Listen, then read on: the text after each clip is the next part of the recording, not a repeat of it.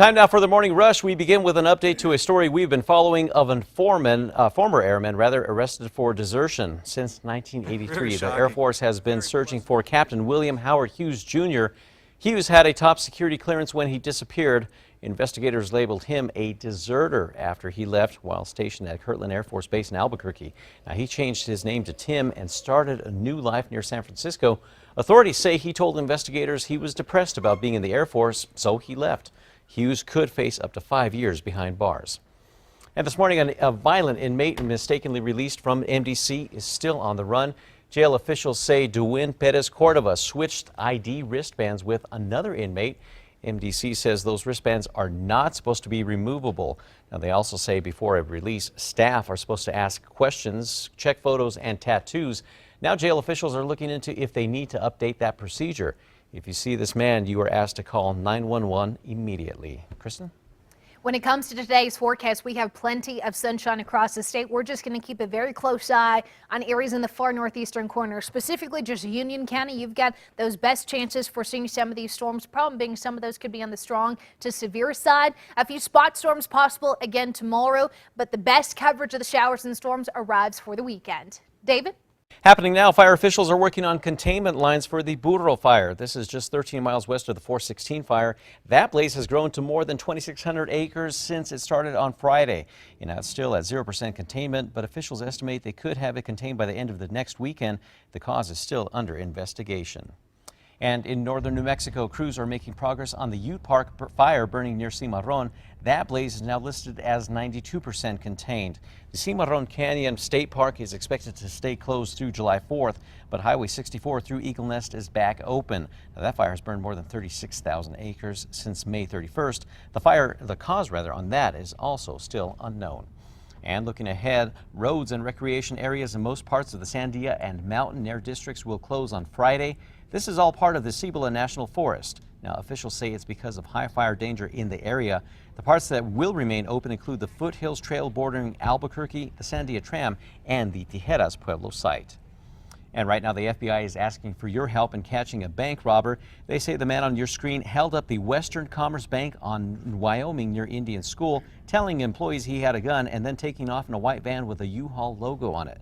Now, they're also hoping to question a woman who may have been in the van with him. If you know anything about this crime, you are asked to call Crime Stoppers. And President Trump is returning to the U.S. today after meeting with North Korean leader Kim Jong-un in Singapore.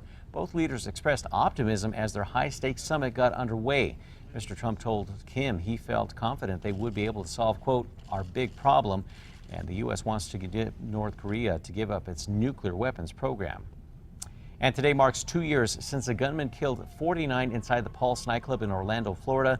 Protests will be held across the country to mark that grim anniversary. Now, last night, survivors of the shooting joined with students from Stoneman Douglas High School to demand an end to gun violence. In the February, 17 people were killed in a shooting at that high school in Parkland, Florida. And today, Bernalillo County Sheriff's Office says it will launch a new communications technology.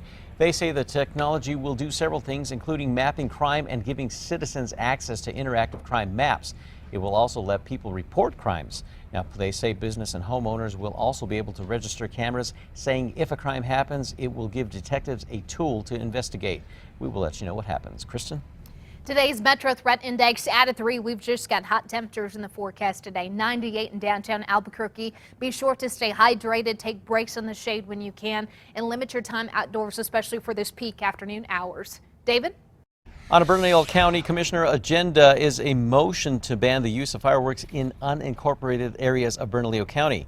The agenda says it comes in the wake of a drought in the county and early start to the fire season. We will let you know if the ban is approved.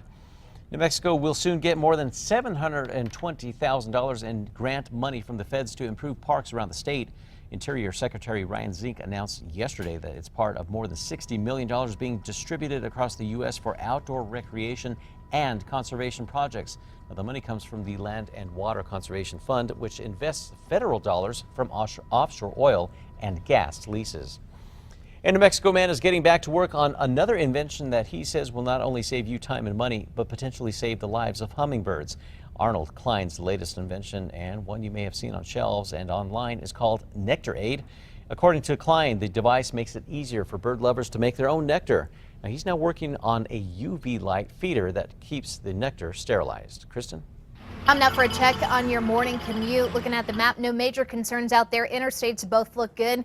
We also have our news tracker out and about this morning, headed on I-40. Core southbound, that is, about to turn onto I-40. Looks pretty good out there. Even a few balloons in the distance. We'll take that. Send things back to David. And the 2018 NBA champions Golden State Warriors will be honored with a parade through downtown Oakland today. Up to 1 million people are expected to line the streets to celebrate the Warriors' 6th title. 6:53 now. High pressure in control today and tomorrow. Hot, dry, and sunny for most. Just a few spot storms over the northeast this afternoon. Later this week, we've got spotty storms coming in across central New Mexico. That's Thursday and Friday. And then deeper moisture leads to numerous showers and storms over the weekend. So at least we've got changes for the better on the way. It's just going to be hot and dry today. Allergy report shows pine up to medium. Everything else down to low for this afternoon, so not too bad there. Hopefully we can keep things down to low.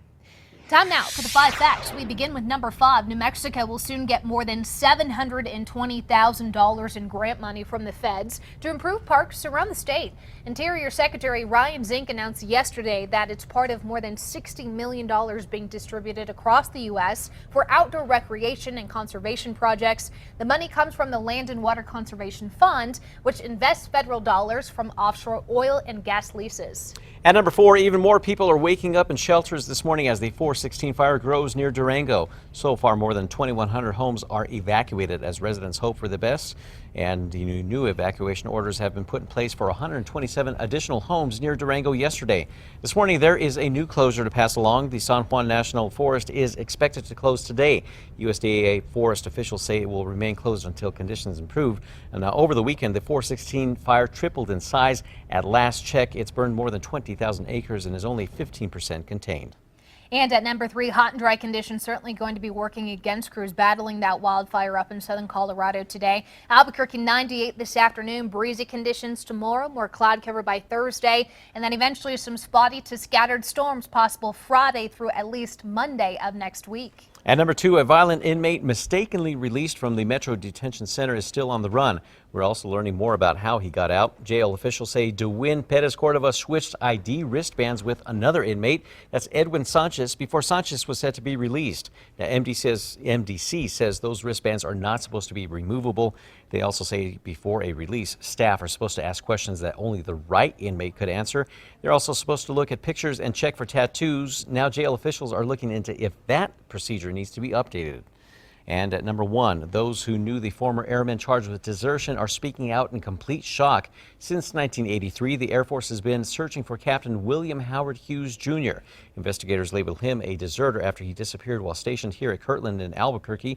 Instead, he changed his name and moved to San Francisco. Neighbors there say they feel betrayed by his deception. Authorities say he told investigators he was depressed about being in the Air Force, so he left. Now Hughes could face up to 5 years behind bars.